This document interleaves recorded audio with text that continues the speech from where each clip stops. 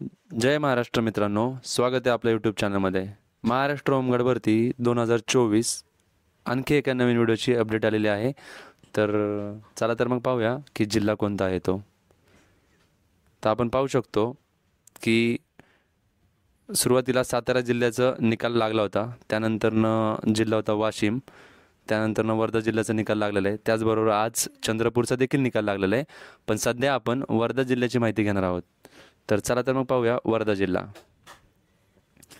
वर्धा जिल्ह्याची माहिती घेऊया. वर्धा जिल्ह्याची पी डी एफ ओपन होत आहे. तर पाहू शकतो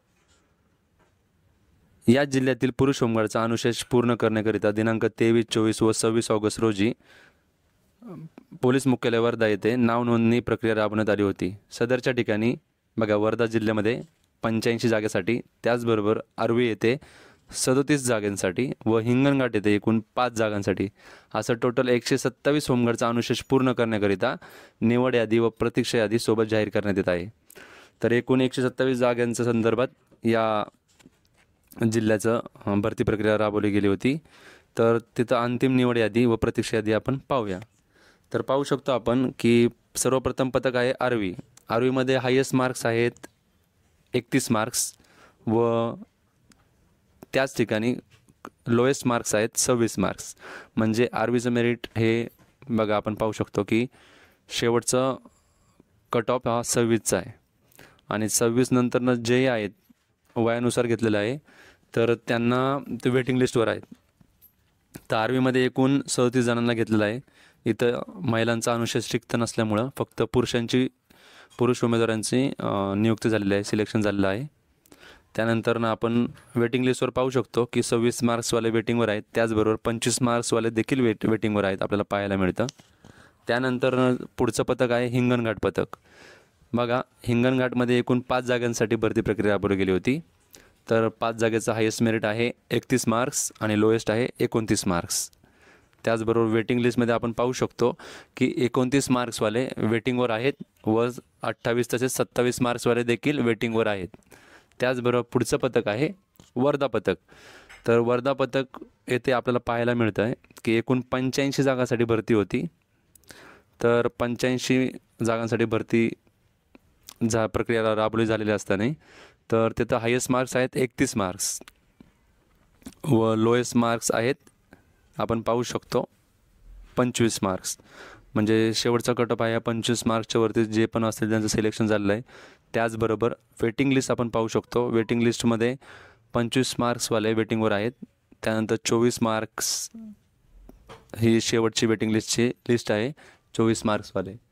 मग त्याचबरोबर आपण पाहू शकतो की अशा प्रकारे हा जिल्हा होता वर्धा व वर्ध्याची होमगार्ड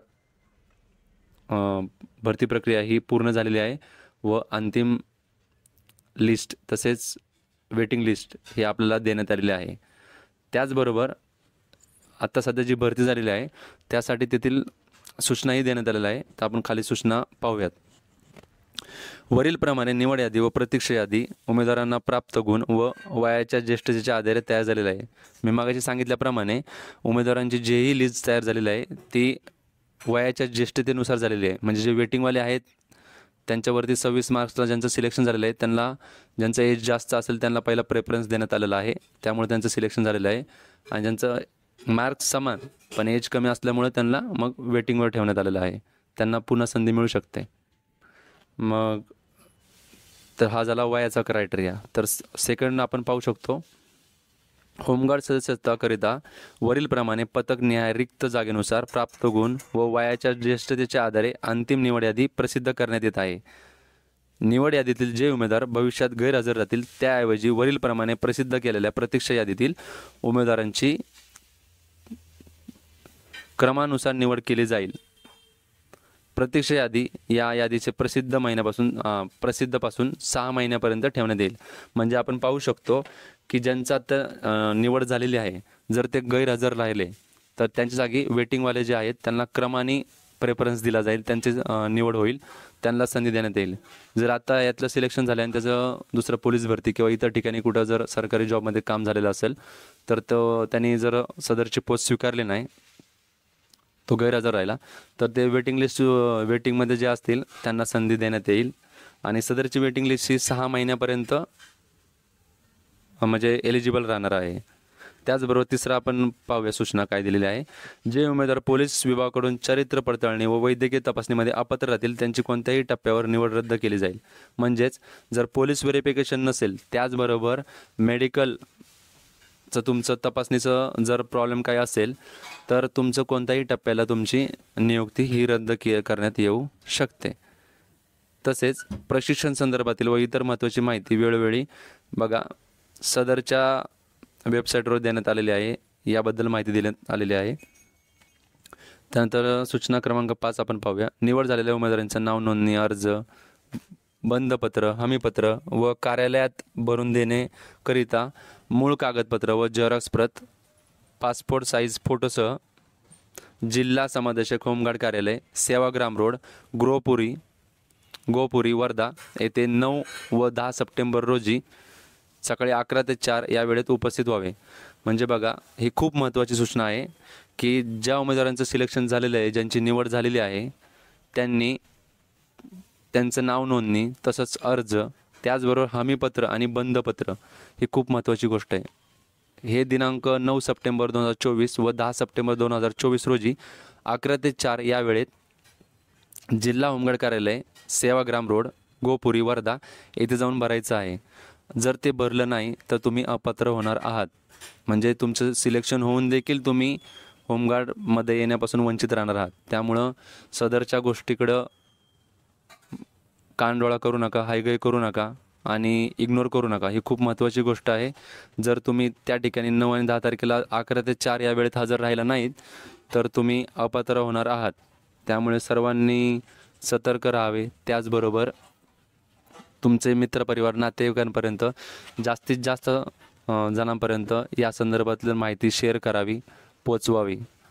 कारण की निवड झाली असताना जर तुम्ही जे झेरॉक्स प्रती आहेत, त्याचबरोबर पासपोर्ट साईज फोटो आहेत आणि तुम्ही जे मूळ कागदपत्र सादर केली होती भरती होताना ती जर तुमच्यासोबत नसेल तर तुम्ही होमगार्ड होण्यापासून वंचित राहणार आहात.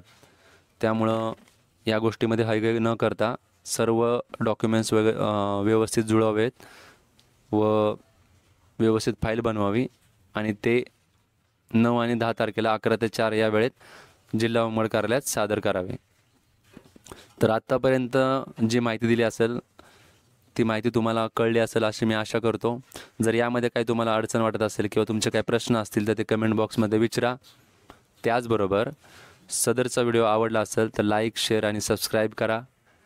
तसेच हा जिल्हा होता वर्धा. जर याची माहिती तुम्हाला समजली असेल किंवा तुमच्या ओळखीमध्ये कोणी असेल तर तुमचा मित्रपरिवार, नातेवाईकांपर्यंत हा व्हिडिओ जरूर शेअर करा.